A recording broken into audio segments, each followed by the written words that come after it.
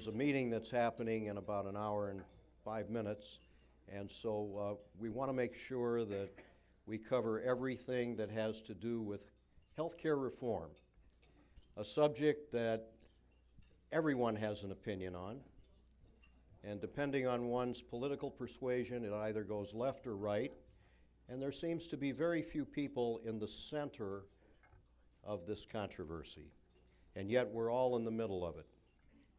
Our guest speaker today is Richard Morrison.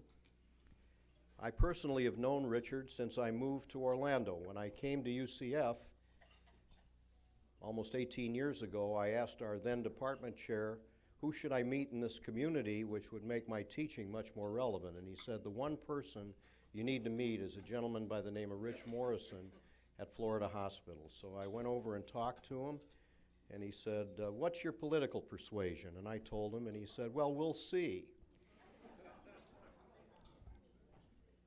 Healthcare reform in America today has become one of the most divisive issues of the last 20 years. Right or wrong is a relative expression, and it depends on who you are and what you believe in. And our speaker today has been right in the center of this controversy as an arbiter for one of the largest not-for-profit health systems in the United States, the Adventist Health System. Not only is Richard with the Adventist Health System here in Central Florida, he also is the president of the Policy Association of more than 80 Adventist hospitals around the United States and other assorted holdings of the Adventist system. He has a very unique perspective. Rich and I have debated here at the University Club. It's a question as to who's right of whom and who's left of whom on occasion, although I will agree that his views are very different from mine in some respects and similar in others. Rich has been a part of the Adventist Health System for about 25 years. 33 years, excuse me. Where was I the last 8 years? He chairs the Family Practice Teaching Hospital Council, and he currently chairs several boards in the local community, ranging from learning and early learning to emergency medicine. We're going to give Rich a half an hour to present his views, and then we're going to open it up for questions, and we'll have a full half hour for Q&A. Please join me in welcoming our guest speaker, Richard Morrison.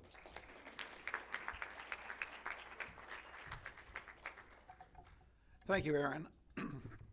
I do appreciate the opportunity to be, I've got a clock so I can put my watch back on, to be with you this afternoon. I do need to correct a couple of things, though, that Aaron stated about my views, right or left. Actually, I am a right-wing socialist, and and you can spend the rest of the afternoon figuring that one out. And Aaron said that I'm going to give you my opinion. Actually, what I'm going to give you is fact. My opinion is fact.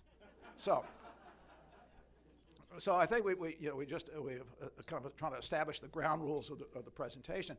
How many of you were here for the great debate that I won with Aaron? Okay. How many of you would agree that I won? Okay.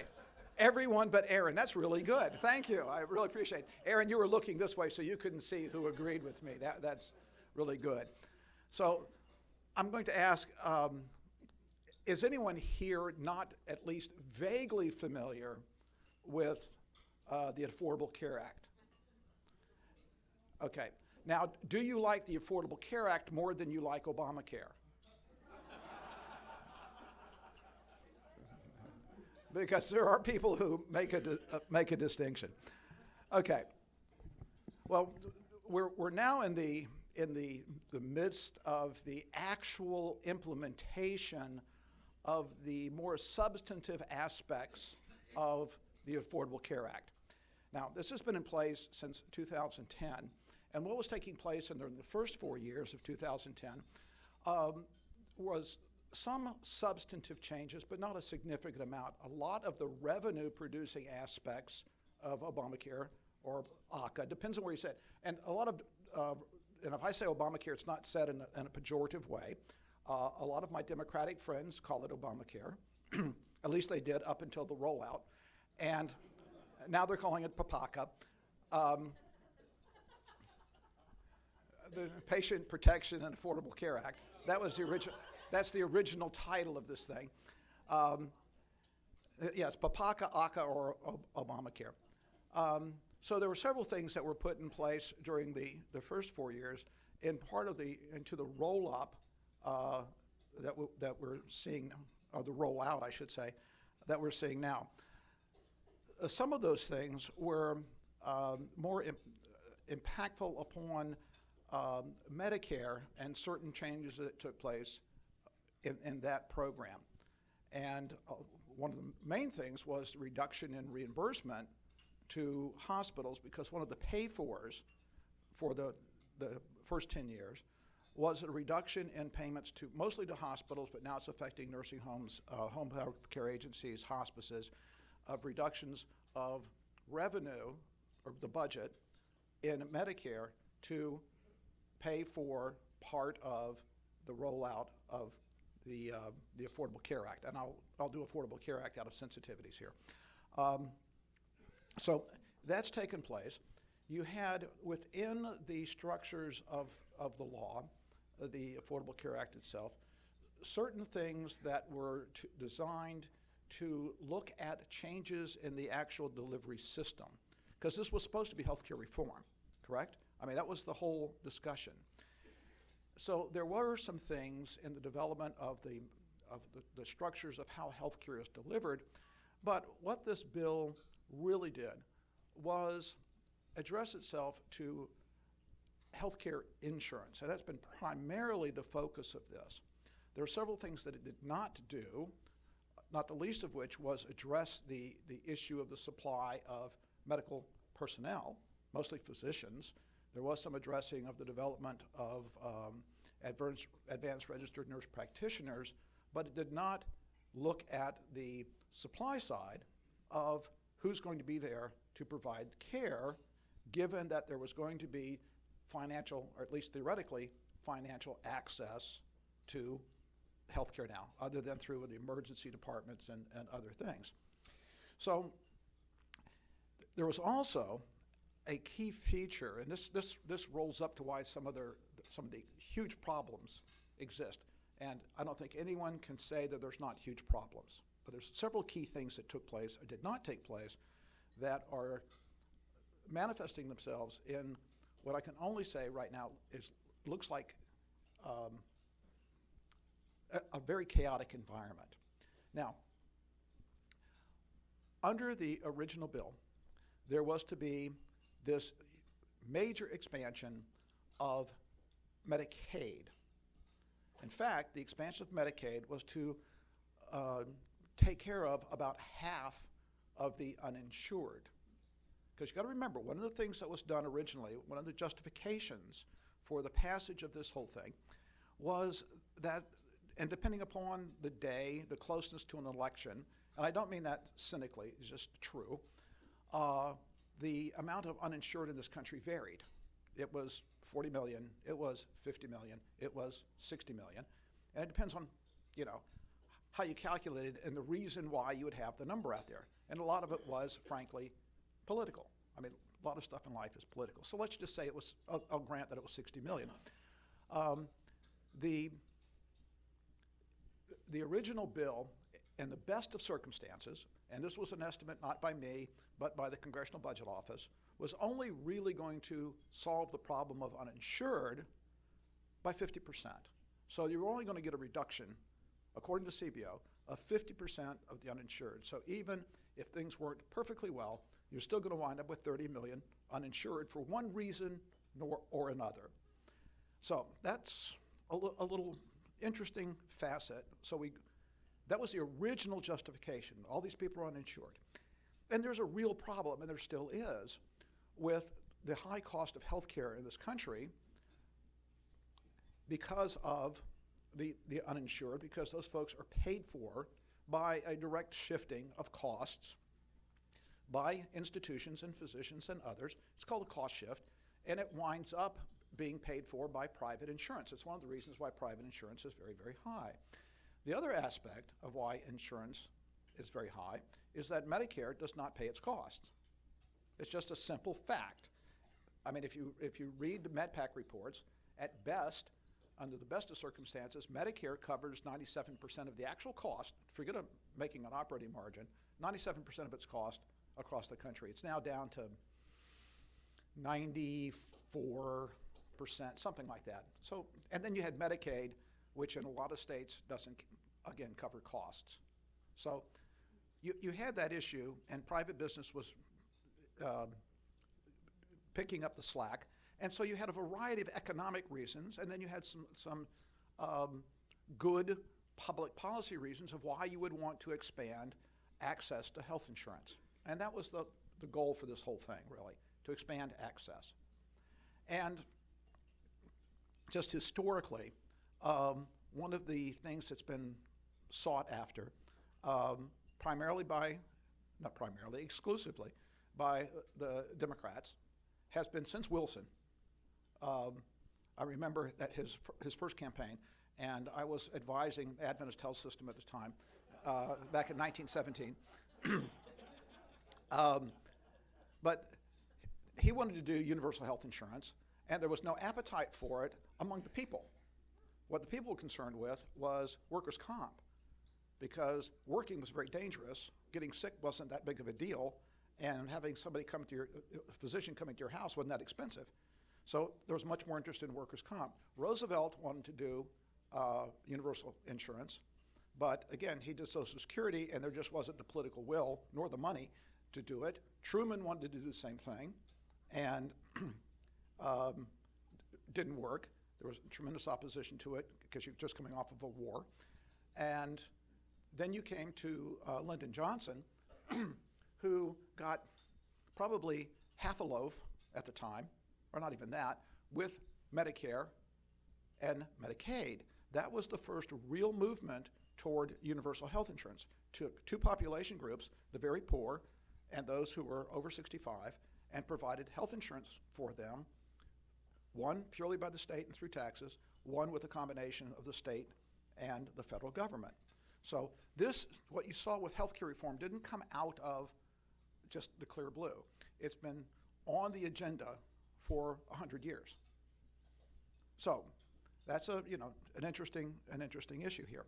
Now, so that's one of the things that drove it, both the public policy drift, the impact and the cost of healthcare, and there was a concern that 16 or 17% of our gross domestic product being within healthcare was not sustainable. So we did this thing, this health reform thing. But there were certain things that took place that were assumptions in the act that have not played out, that have been a tremendous problem. Number one, most of the folks in this room are close to my age. I'm 64, okay? So it's really good, and we all know that as you get a little more seasoned, that you have a higher degree of frequency with encounters with the medical system. Since I don't think I've ever been in a hospital till I was 52, and then I've started donating my body to science one part at a time. And I hope I've donated enough, but we shall see. But there's just a fact of life that you can't get away from, that as you're older, you use healthcare resources more than somebody who's younger. Actuarially, that runs about, if you're between, I'd say 55 to 64, even maybe a little less than that, you're going to consume healthcare resources at a rate 6 times, roughly, than someone who's between 25 and 38. 38 is a good number. I can remember back that far. So I've got this thing called actuarial risk, 6 times what it is for a younger person. And most insurance plans in the United States, which were governed by, up till the Health Reform Act, state law, you could not get above either a 6-to-1 relationship or a 7-to-1 relationship between what you charged me as a high-consuming old guy versus what you charged my 22-year-old son. Okay? So, because that's called actuarial risk. It's reality. But in politics, you don't need to deal with reality. So there was an arbitrary decision. I'm sorry, I've been doing this too long. That plans on beginning in 2014, which is now, could not charge the older population more than 3 times what they charge the younger population. Now, nothing magic happened to change the actuarial risk of an old guy like me. Think about this now. I still have the same actuarial risk summed up, so nice young person here, okay? Old guy. I was charged 6 times as much as she was. Now I'm only charged 3 times as much.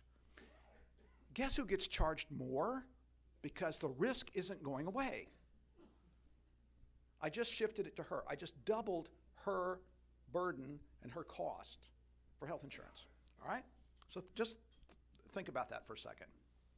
Now, I've also assumed that this large group of population that were between 100 and 138% of poverty would be moved into Medicaid and picked up ultimately by a combination of the feds and states, except that was ruled unconstitutional.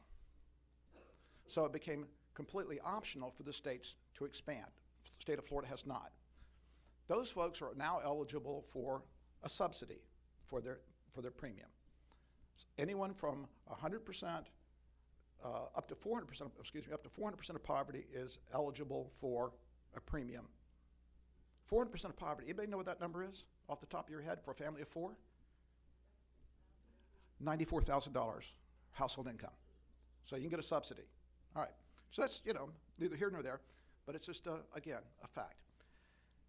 We also had within the bill and it was really a hotly debated issue, this thing called mandates. Mandates got upheld for both the individual, because one of the things was if we don't have everybody participating, we're going to have a problem, and it's unfair if you don't participate. So we did an individual mandate. We also have an employer mandate. And then there were penalties. If you don't play as an individual, you can pay $95 the first year, or the greater of, or 1% of your income, and it rises all the way up to like 2.5% and $695. Now, anybody seen an individual premium lately? Okay, that's a drop in the bucket. So it's immaterial in terms of dollars. Now, the penalty was, the whole idea was that people would avoid a penalty and go change their behavior and go do something, which is, and do the right thing and participate and do, pay 4 times as much, twice as much than you would have because it's the right thing to do. Well, it kind of underestimates how people really behave. Now, the other part to this was that there was going to be an employer mandate. For anybody over 50 employees, you had to provide affordable coverage to your employees. Affordable coverage means that your premium for that person, that expense for that person, could not exceed 9.5% of their income. But it was only for the individual. Did not have to do with the affordability of family coverage.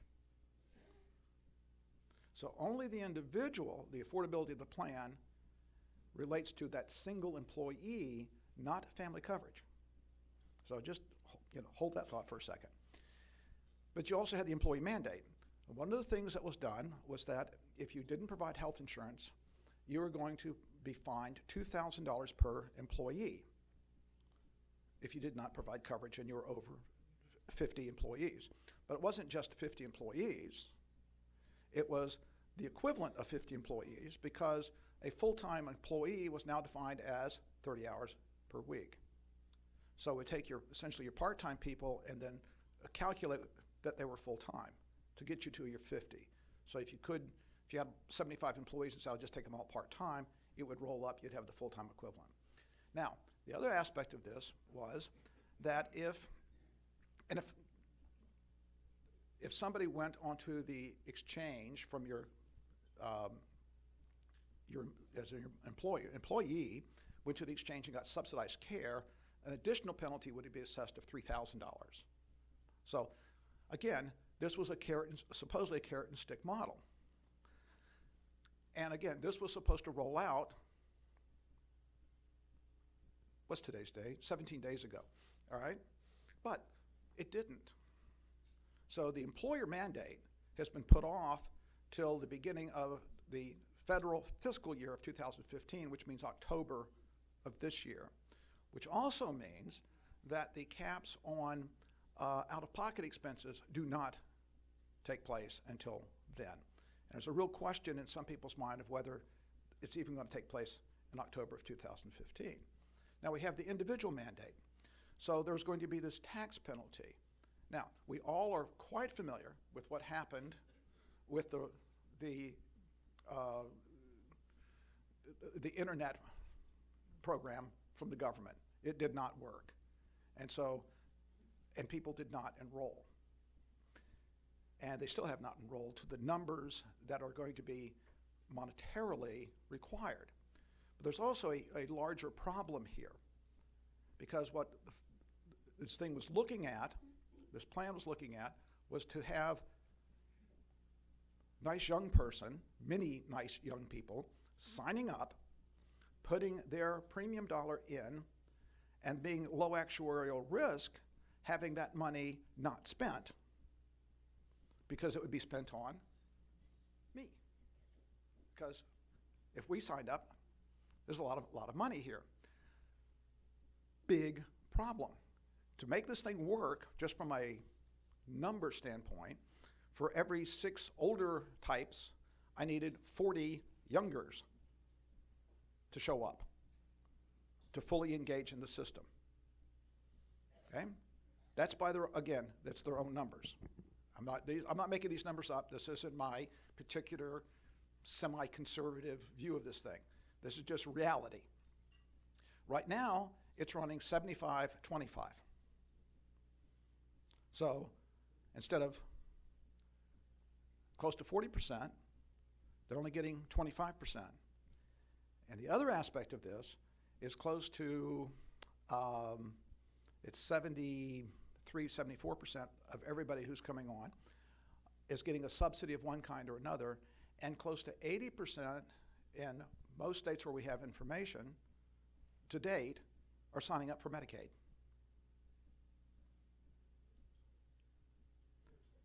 So I'm not getting people into private insurance.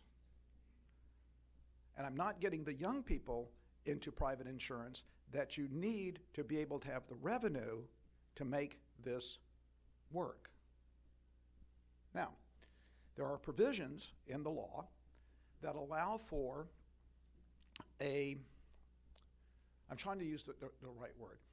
Let's call it a subsidization of insurance companies that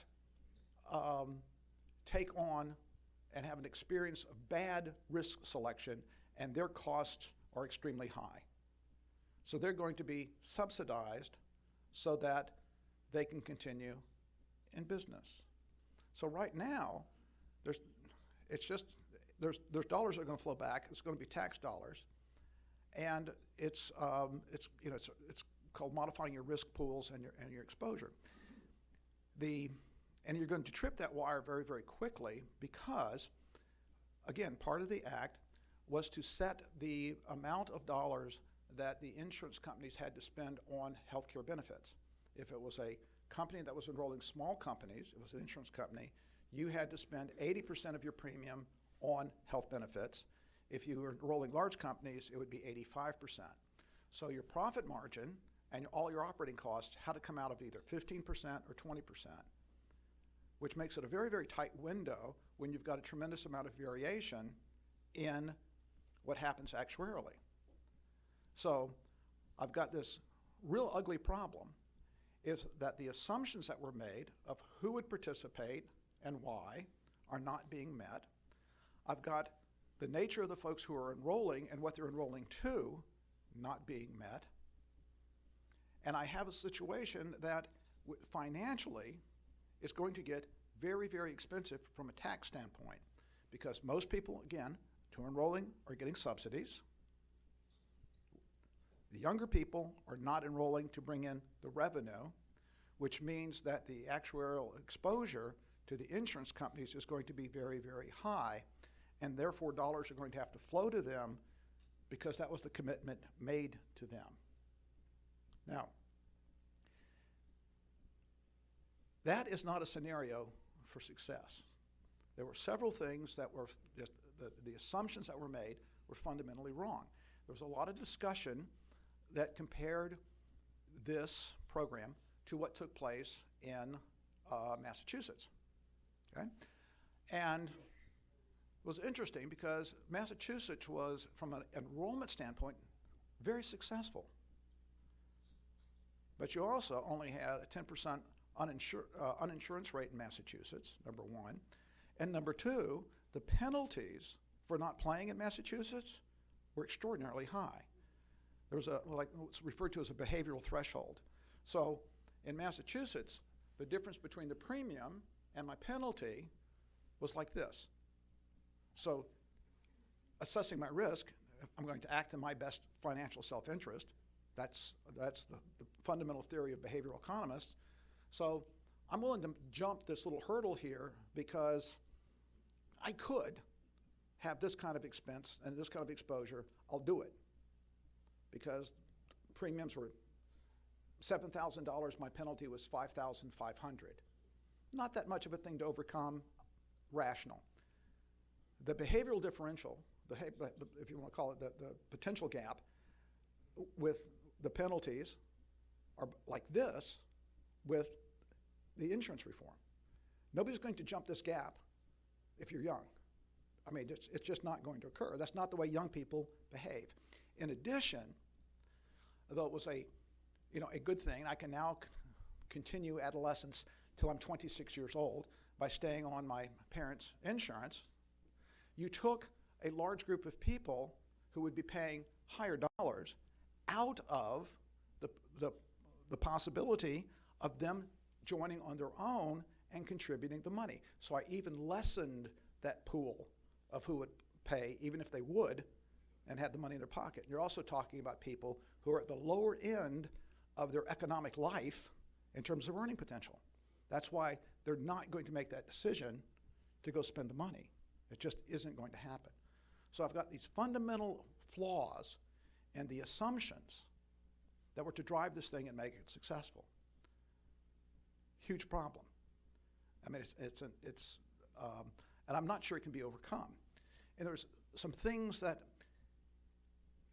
the Healthcare Reform Act didn't even begin to address. I got a minute and a half. Okay, that even begin to address, because it's very interesting. Healthcare costs, we all talk about them and complain about them, but healthcare costs are really driven by a small minority. People with chronic disease. It's a very small percentage, and they drive a disproportionate amount of the costs.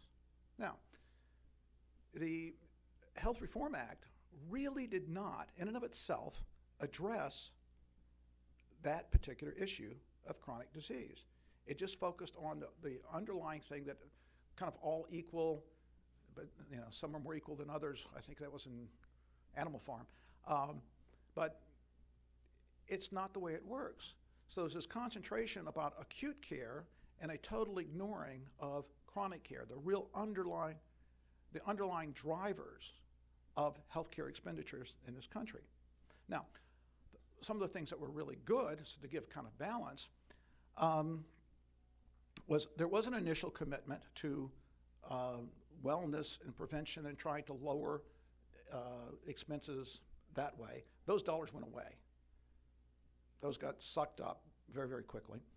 And there was no real coherent strategy behind that. And that's sitting off here doing nothing. And meanwhile, we've got a huge problem with obesity. We got a huge problem with juvenile diabetes. We have a ticking time bomb in a younger population that will go off by the time they're 30 or 35. But that was not addressed in any significant way. So long-term drivers, again, are off the table. We have a huge problem with access, because even if you have all these people insured, where do they go? It's going to be a problem. I mean, we just do not have enough physicians to care for the population. Why? Well, it's because a lot of us are getting older. 10,000 people a day sign up for Medicare. Think about that.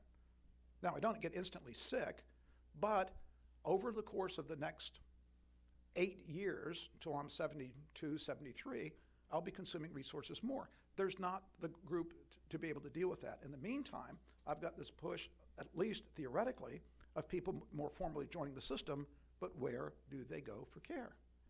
And doctors are retiring. But there was nothing in the bill that would push the delivery of physicians. Now, some of the good things that were there was the ability to get insurance without a prior existing condition. But I believe that there was a significant underestimation of how many people had prior existing conditions and what the cost of that will be over time. That's a real problem. And then the other aspect that I thought was very, very good was no lifetime limits. But all of those have costs associated with them. And those costs have been severely underestimated by the folks that did the calculations. Now, you've seen several numbers that have come out, some by CBO, Congressional Budget Office, but one of the secrets about CBO is they can only project numbers based on the assumptions that are given by the Congress. It's not necessarily real. I'm serious. It's not, those are not real numbers. So, and also in the beginning, it showed a positive impact on our national debt, which was true because you were collecting all these tax revenues that were just, I mean, there was a myriad of taxes, and there's a myriad of taxes that's going to start now, but you did not incur the expense till you started now. So if you roll this thing forward for the next 10 years, you're looking at anywhere, estimates run anywhere from $1 trillion to $1.7 trillion contribution to the deficit because of what's going to have to take place to support the different plans. So that's a problem. Now, one last thing, and because when Aaron's standing up here, he's got the hook. The other thing was most health care and health insurance is provided by employers. Huge number, like 80% of the health care in the private sector is by employers. Now, if I'm only facing a $2,000 penalty per employee, and it's costing me $5,000 or $6,000 or $7,000 per employee, and economic times are tough, and I've got a high degree of unemployment or people outside the workforce, so I'm not having to compete real heavily to find people, there's a real question of whether business will stay in the business of providing health care. From an economic matter, it's a whole lot cheaper to pay the fine than to pay for the premium. Now, it only makes sense if I'm a compassionate employer and want to do the right thing with my employees, but I'm just hard-nosed competitive, I'm going to drop it, particularly in an environment when it is a buyer's market for people, for labor. Because I got my choice. Even though there's 6.7% unemployment, that figure is completely wrong because more and more people have dropped out of the labor pool. We're at an all-time high of how many people who are eligible to work who aren't even looking for a job. So I think what you're going to see after October of 2015 is employers will drop, a number of employers will drop and send their employees to the exchange, which then gets to be intriguing because then those folks will be subsidized or maybe subsidized, and even at a $3,000 per employee penalty, it still makes economic sense in today's environment for an employer to get out of the business. So that is where we are. It is chaotic. I can't tell you where it's going to end up, but one thing I will say, and then I'll end. 2 days ago, Senator Wyden from Oregon, I think, filed a bill, and it is a bipartisan, bicameral bill, which I thought was just amazing in today's environment, that actually starts looking at healthcare reform. Because what it's talking about is focusing on the real drivers of healthcare cost, which is chronic disease. So it's creating a program that would essentially capitate providers in a system to deal with chronic disease and put in money for the social support services that goes beyond acute care, so that you're looking at making money available for home, Meals on Wheels, for counseling, for all kinds of things that go with the management of chronic disease. And that, I think, will really drive down the cost.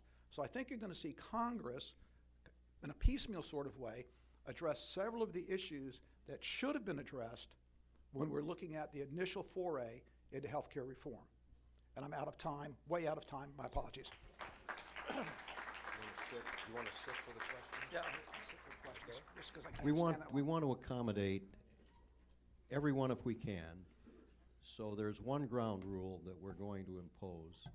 Let's not make political statements as a preface to our question. Let's ask the question without any cute introductory statements. The more I read, the more I go back and forth whatever I want. Okay, one item that everyone seems to be considering is the cost of chronic care. Do you see where there will be a minimum care plan for these cases instead of Cadillac plans or whatever the patient demands?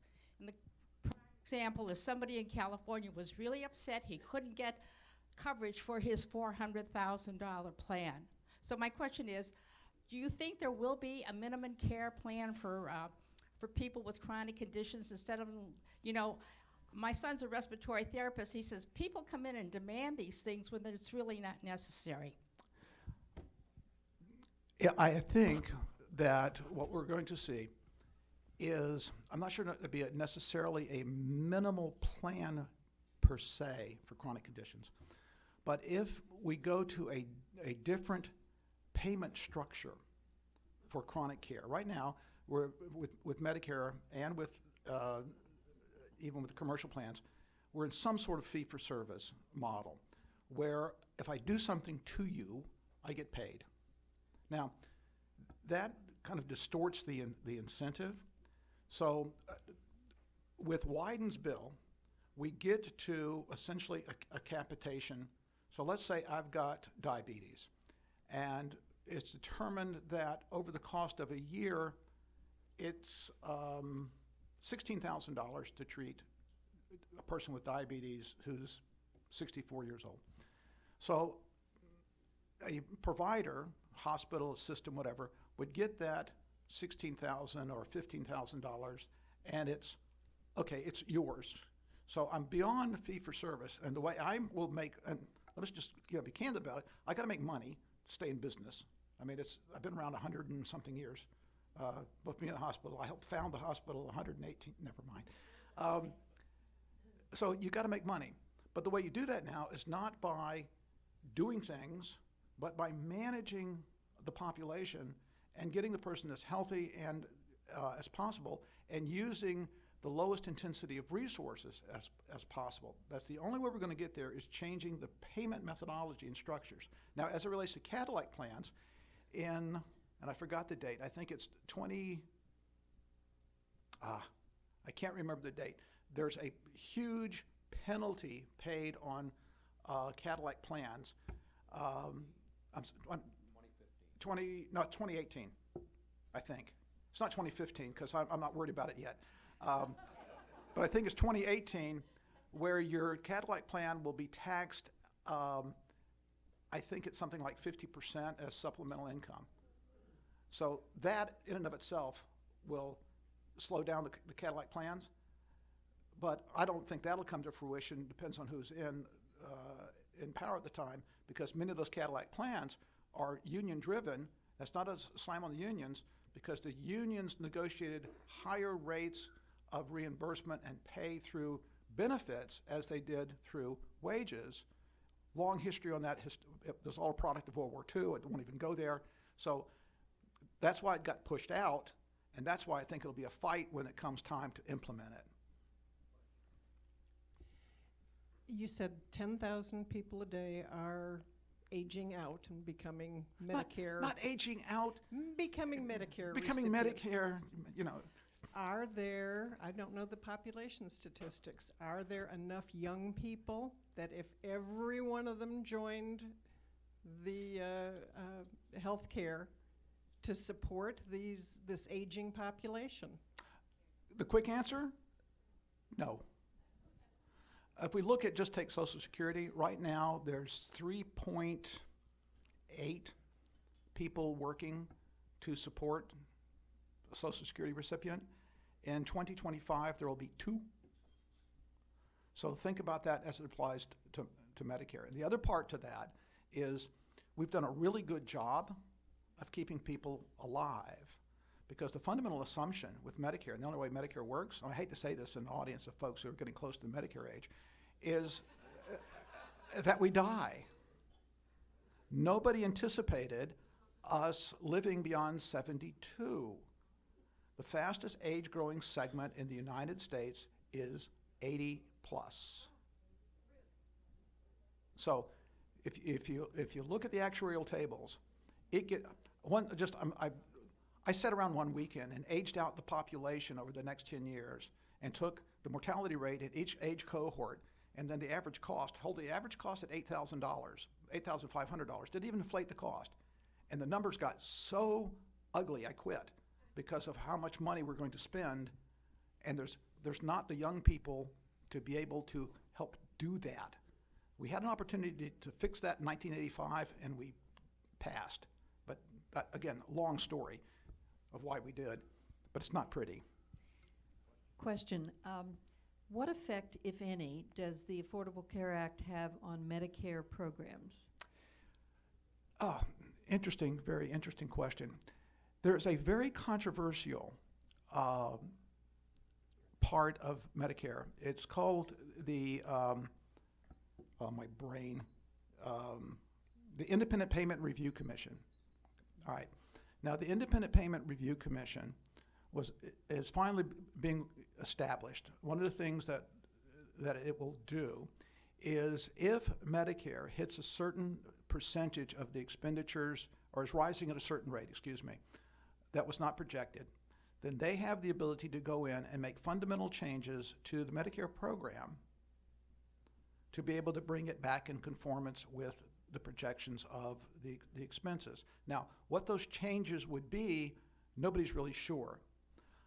My guess is that they will be significant changes in payment, not necessarily in what is covered, because I think if you start messing with what is covered, then you get a revolution. I think we'll be taking to the streets. I'll go back to my old radical days, and I think you're going to have a problem. Now, what is a little more subtle is a thing called comparative effectiveness review. And those will be undertakings that will take place more over the next 10 years of determining what's more effective in treatment, doing the surgery or doing a medical intervention. The real question becomes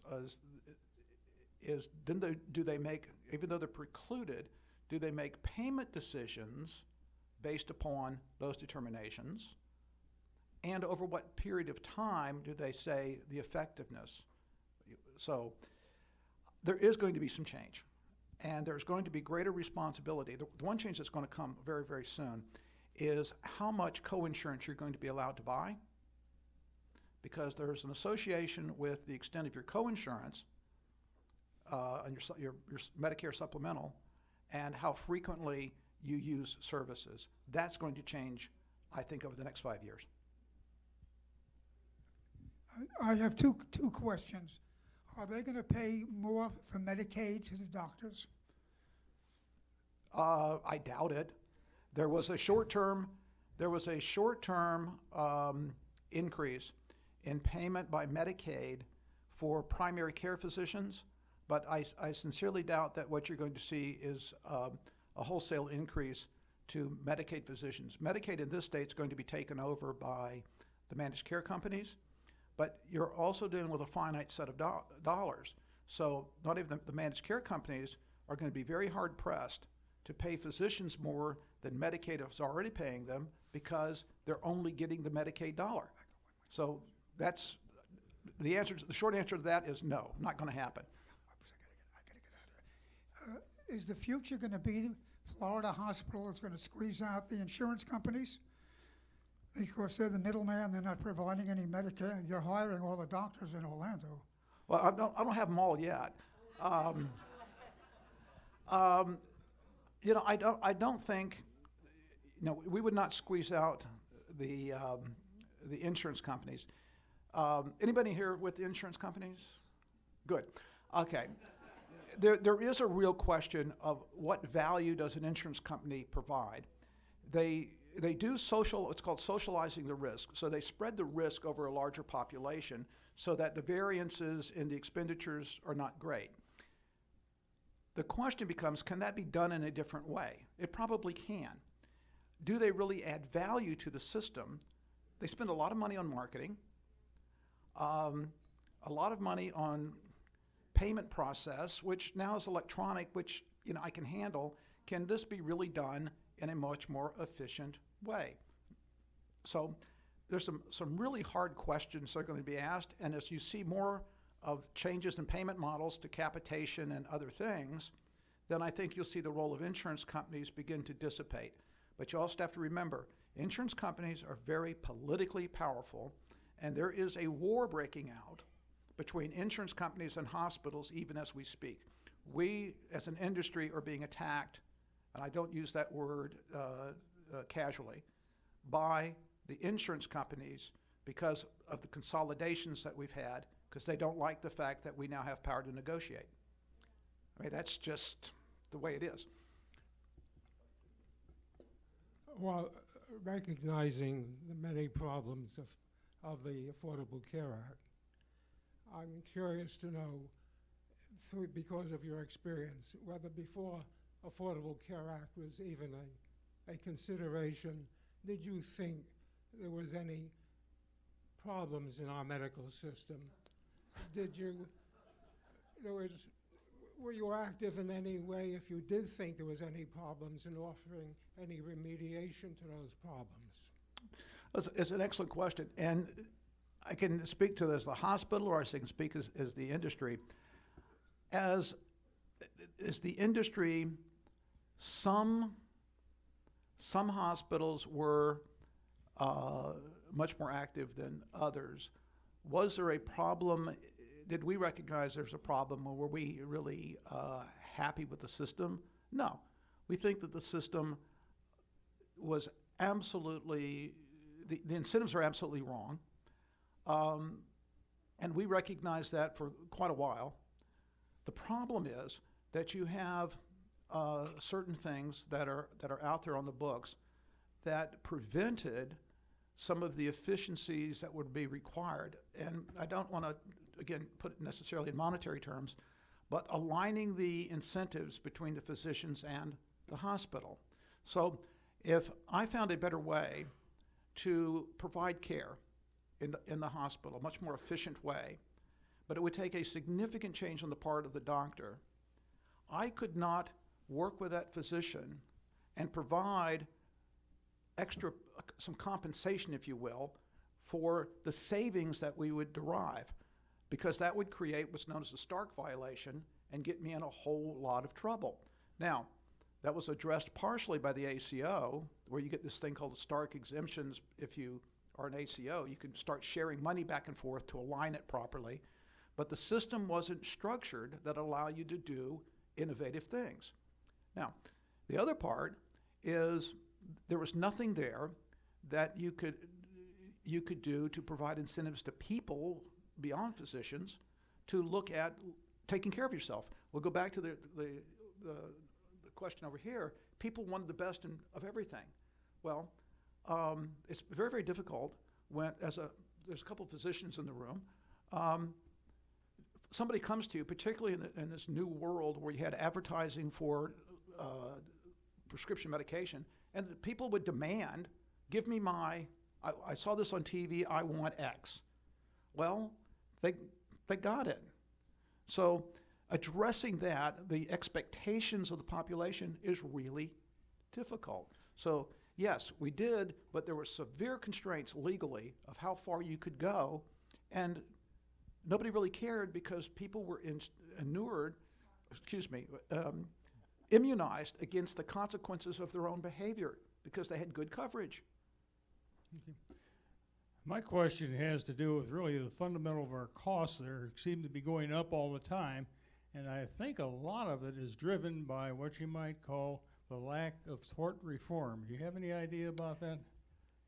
Tort reform is an interesting question. And the direct cost of malpractice suits, frankly, is quite marginal, the actual suits themselves. What is much more pernicious in the system, however, is the fear of physicians of being sued. Because being sued is a real hassle. Because you got depositions, you get called all kinds of names, your professional integrity gets questioned, real problem. So you get into behavior where you're not going to, let's say you come to the emergency department and you present, gosh, was it something I said? I'm sorry. No, I'm just kidding. I know she has to be at a meeting. So you come with a headache, all right? Well, what happened? Well, I was playing around with my kid and, hit my head on the wall. All right. You're going to get a CT scan. Because I'm not going to take the chance as a physician of saying, I don't think it's anything because I don't think you hit it that hard. Did you lose consciousness? Da-da-da-da-da-da. So I go walk out, and 9 times out of 10, maybe 10 times out of, or 99 times out of 100, I'm good. That one time where the guy walks out and drops dead, I'm toast. So, and that's an exaggeration. So where you get is the defensive medicine and the over-testing, which is a problem. Another issue, well, I'll just leave it there. That is a fundamental problem. The actual expense of of the suits and the judgments, minimal. The behavior associated with the fear, that's where your problem is. I'm over here. Could you address the consequences to the low-income uninsured and healthcare providers of Florida's refusal to take the federal Medicaid subsidy? Interesting question.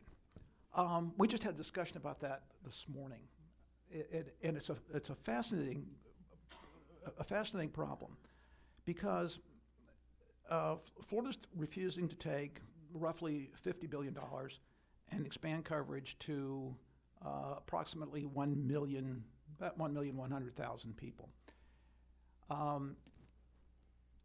The immediate consequence is that those individuals will continue to utilize the high-cost option of coming to the ED for either their minor disease or waiting till they're very, very sick and coming to the high-cost ED.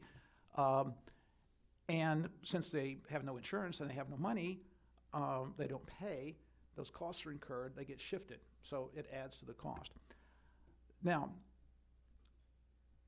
if they were to join Medicaid, a number of those people, an interesting fact, is that 80% of the uninsured are employed, which most people think these folks are just sitting around doing nothing. They're actually working. And people between 100% and 138%, there's a good portion of those folks who are working.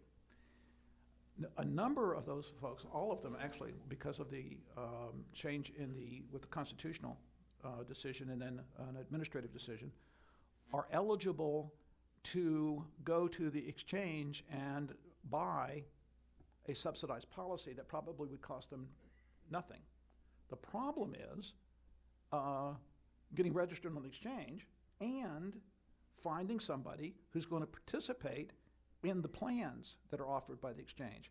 There's not an overwhelmingly huge rush for plans going and being available to the exchange. So the long-term consequences, I'm not real sure. I think on the short term, I think Florida and that population would have been much better off with doing the Medicaid expansion. We advocated for that as a hospital.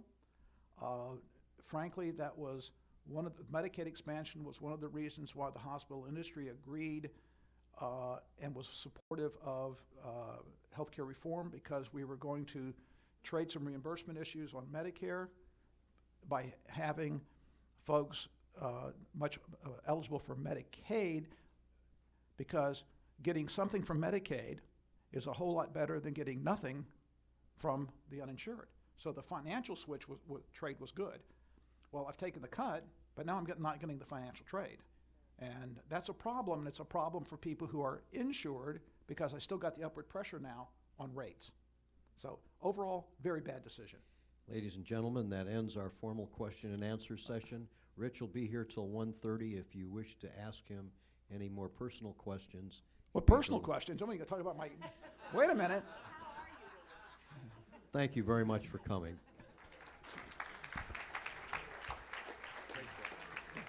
Great job. As always. Wonderful. Personal questions. Yeah, like, does your wife still love you?